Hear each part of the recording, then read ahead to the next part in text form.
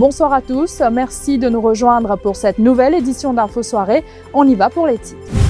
Le débat sur l'utilisation thérapeutique du cannabis relancé, un habitant de Brizay-Verdière accusé de trafic de drogue obtient sa libération conditionnelle moins d'un mois après son arrestation et se voit infliger une caution de 15 000 roupies. Il a plaidé la consommation du cannabis pour des besoins médicinaux. En 24 heures, 3 cas de Covid-19 recensés à Maurice. Le 329e patient a infecté 2 de ses enfants. Ils ont été testés grâce au contact tracing. Les 2 administrateurs nommés hier au chevet de MK déjà, 2 casse-têtes pour les nouveaux commandants de bord. D'abord, comment gérer toute la masse salariale et la préservation de l'emploi. Ensuite, comment adresser le problème de leasing, soit la location des avions d'Air Mauritius.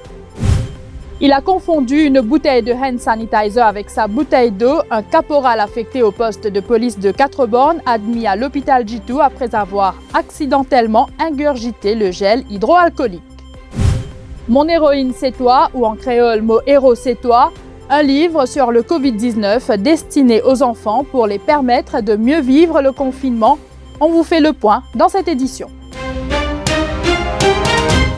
Mais d'abord, le bébé Jaden Casimir, né avec une malformation cardiaque âgé d'1 mois, n'a pas survécu. Il est décédé hier. Son père, Michelin Casimir, avait témoigné dans notre édition de lundi.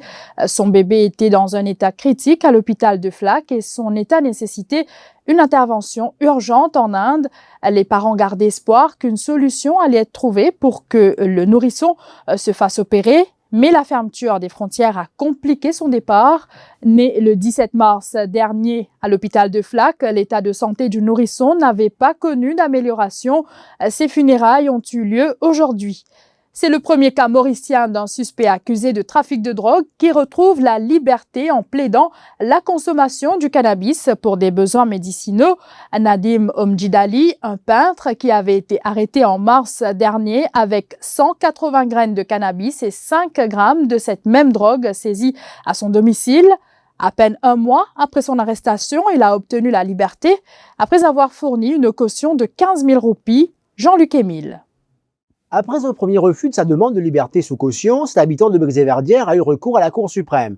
Une demande qui a été rejetée compte tenu de la charge provisoire. La 3e demande a été la bonne pour ce jeune homme et ses avocats ont mis en avant le fait que leur client utilisait le cannabis sur une base thérapeutique.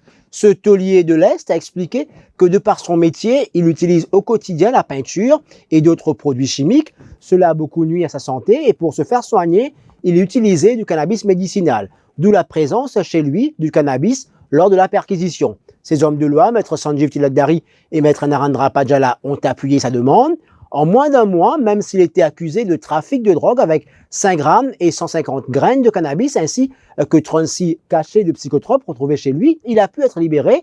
Le magistrat Kevin Rangasamy lui a infligé une caution de 15 000 roupies et Maître Tilakdari a plusieurs procès du même type devant la justice en ce moment et se demande si le fait de pénaliser la possession de Gandia pour usage thérapeutique ne va pas à l'encontre des droits de son client. L'avocat s'interroge aussi sur la nécessité aujourd'hui de revoir la loi eu égard des tendances adoptées dans plusieurs pays, notamment l'Australie, le Canada, la Jamaïque, aussi bien que plusieurs États aux États-Unis. La peur du coronavirus refait surface après une période de 0 cas. De nouveaux patients sont testés positifs. Il semblerait que l'exercice de contact tracing porte ses fruits ces jours-ci. Hier, le cas de cet habitant de 4 bornes avait été révélé. Cet homme qui s'est rendu dans plusieurs cliniques du pays a fini par se rendre dans une floue clinique et a été testé positif. Et ce 329e patient a infecté 2 de ses enfants, son fils et sa fille. Seul hic, le père et la fille habitent dans 2 régions différentes, l'un à 4 bornes, l'autre à la sortie de la capitale. Aujourd'hui, le fils a été testé positif. Le contact tracing se poursuit. Pour les autorités de la santé, les Mauriciens porteurs du virus continuent à se déplacer et cela pourrait être compliqué pour venir à bout du virus. La suite de ce journal après la pause.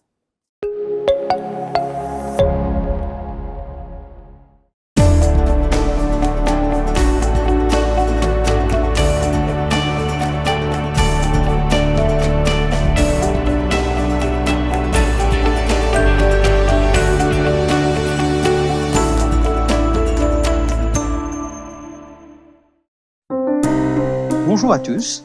Depuis le début de la crise du Covid-19 à Maurice, toutes les équipes à Welkin se sont mobilisées pour assurer la sécurité de nos patients et de notre personnel soignant.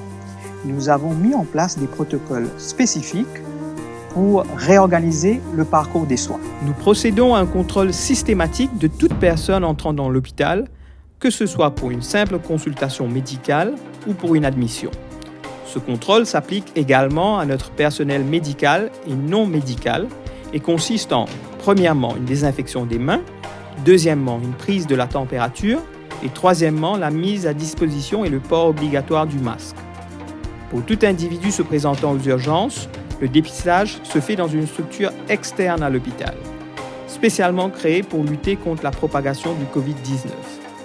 Au sein de cette structure, vous serez pris en charge par notre personnel médical qui dispose de tous les équipements nécessaires pour identifier les cas suspects de Covid-19.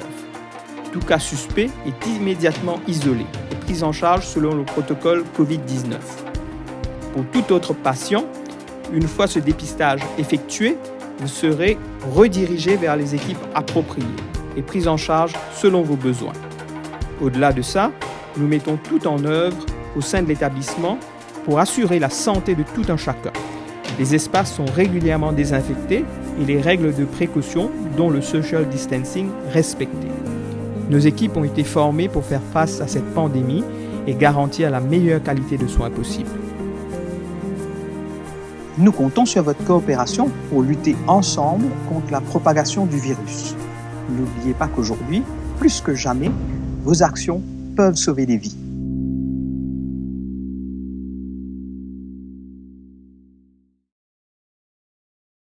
Pour ou bien-être et pour prothèse ou famille, Senol recommande reste la case. Respectez l'hygiène avant tout. À nous combattre Covid-19.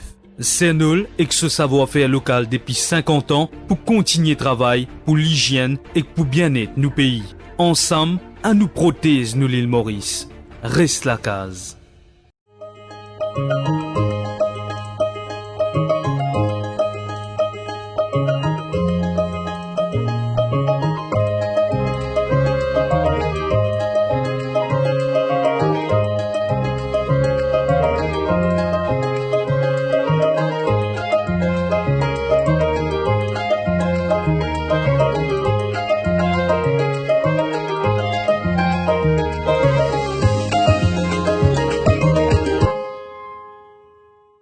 Pride Group of Companies, spécialiste en construction, rénovation et fabrication de l'acier hydroponique. Pride Group of Companies offre un service de plomberie, faux plafond, carrelage, électrique et tous travaux en métal. Elle est aussi importateur et distributeur de tuyaux et tubes galvanisés. Pour tout renseignement, contactez Pride Group of Companies.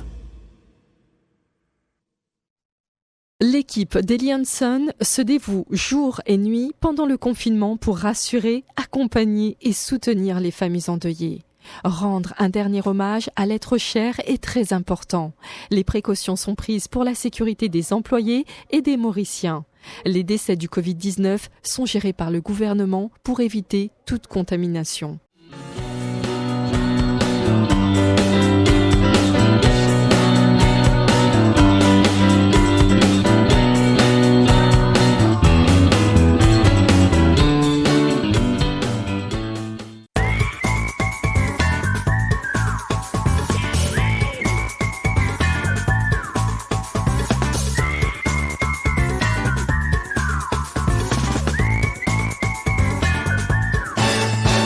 Les journaux du Défi Media Group en e-paper en vente à 10 roupies l'exemplaire. Pas nécessaire sortir tout dans la case ou lié au journal. Paiement en toute sécurité par carte de crédit. 10 roupies l'exemplaire.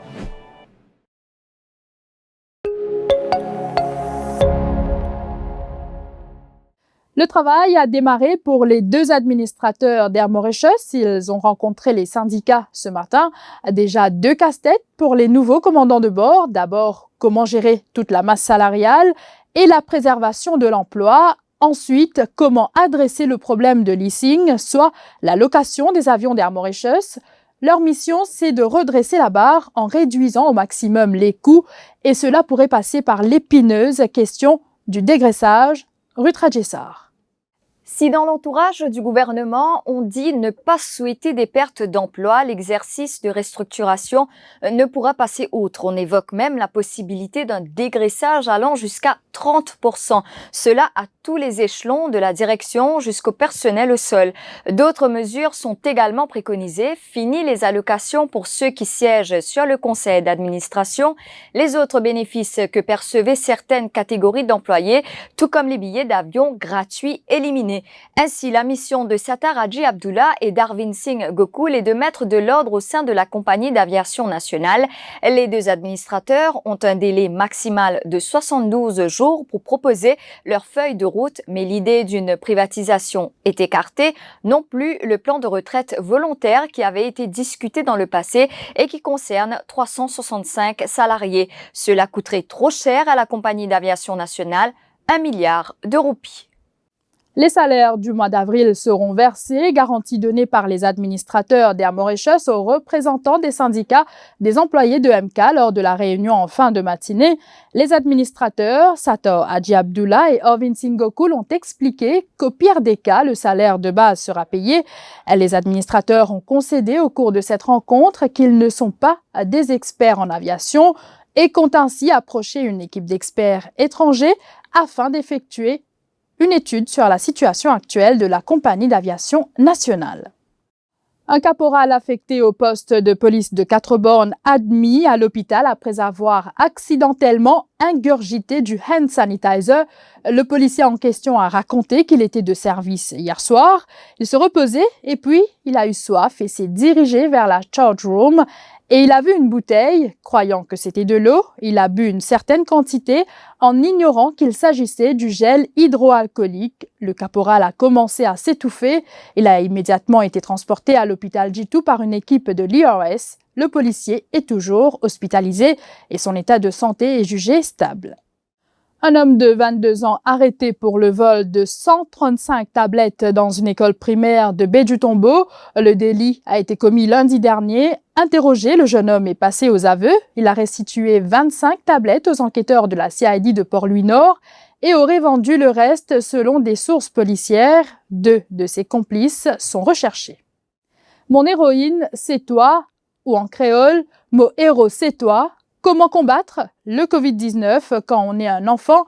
C'est le titre du livre qui a vu l'association d'une 50aine d'organisations actives dans le secteur humanitaire, parmi lesquelles l'Organisation mondiale de la santé, le Fonds des Nations unies pour l'enfance, le Haut Commissariat des Nations unies pour les réfugiés, la Fédération internationale des sociétés de la Croix-Rouge et du Croissant-Rouge et Save the Children.